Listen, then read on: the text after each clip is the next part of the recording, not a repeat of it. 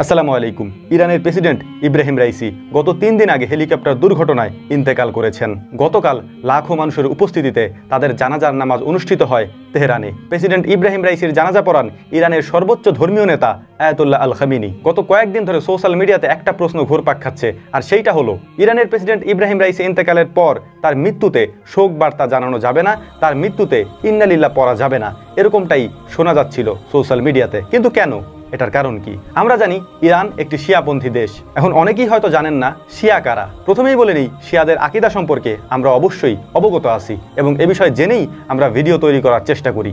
গতকালকের ওই জানাজার নামাজের পর সেখানে উপস্থিত হয়েছিলেন আফগানিস্তানের প্রতিনিধি দল এবং সে দেশের প্রেসিডেন্ট। এই জিনিসটি হয়তো আপনারা অনেকেই দেখেছেন এবং তারা সেখানে দাঁড়িয়ে হাত তুলে মোনাজাত করে রাইসির জন্য দোয়াও করেছেন। এখন প্রশ্ন হলো, তাহলে কেন তার মৃত্যুতে ইন্না লিল্লাহ পড়া যাবে না?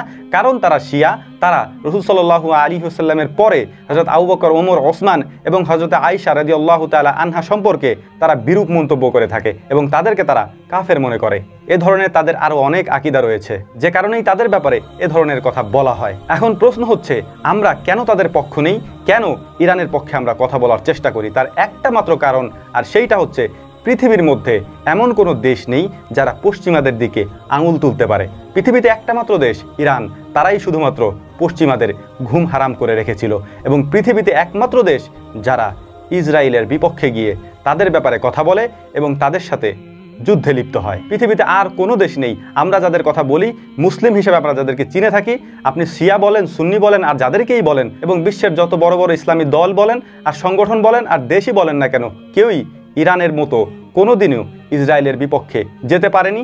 উল্টো আরও তারা ইরানের বিপক্ষে গিয়ে তাদের পক্ষ নিয়েছে। অর্থাৎ অসহায় মাজলুমদের পক্ষ যখন ইরান নিয়েছিল, তখন তাদের বিপক্ষে গিয়েছিল সৌদি আরব সহ বিশ্বের অনেক মুসলিম দেশ।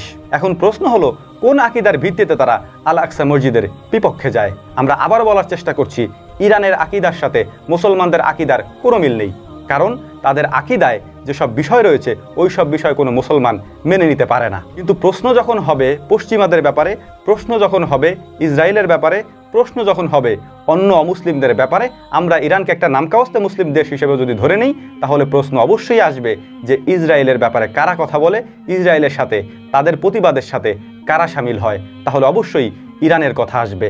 আপনি ইন্না লিল্লাহ পড়বেন নাকি সুবহানাল্লাহ পড়বেন, এটা একান্তই আপনার ব্যক্তিগত ব্যাপার। তবে অবশ্যই আকীদাগত যদি দিক থেকে বলি, তাহলে হয়তো পড়া যাবে না। কিন্তু যদি আপনি গ্লোবালাইজেশনের ব্যাপারে বলেন, আপনি যদি বিশ্ব রাজনীতি সম্পর্কে বলেন, তাহলে অবশ্যই আপনাকে এটা মেনে নিতে হবে যে অসহায় মুসলিমদের পাশে যদি কেউ দাঁড়িয়ে থাকে, তাহলে ইরানই দাঁড়িয়েছে, এবং কেউ যদি পশ্চিমাদের ব্যাপারে কথা বলে, তাহলে ইরানই বলেছে। এখন মূল কথা হচ্ছে, পশ্চিমারা যখন দিনের পর দিন এবং এই ইসরায়েল সহ মুসলমানদের সাথে যা করছে, এ বিষয়ে প্রতিবাদ করার মতো একটা সুন্নি দেশ আপনি খুঁজে পেলেন না।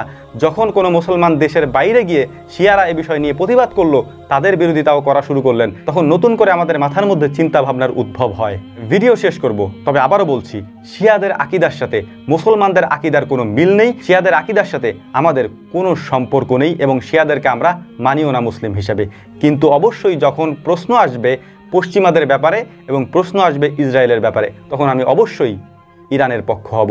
এবং এইটা গ্লোবালাইজেশনের ব্যাপারে, বিশ্ব রাজনীতির ব্যাপারে আপনি যদি এটা বুঝে থাকেন তাহলে ভালো, আর না বুঝে থাকলে আল্লাহ তাআলা আপনাকে বোঝার তৌফিক দান করুন। ওমা তৌফিকি ইল্লা বিল্লাহ। নাসরুম মিনাল্লাহি ফাতহুন কারীব ওয়া আখিরু দাওয়ানা আলহামদুলিল্লাহি রাব্বিল আলামিন। আসসালামু আলাইকুম ওয়া রাহমাতুল্লাহি তাআলা ওয়া বারাকাতুহু।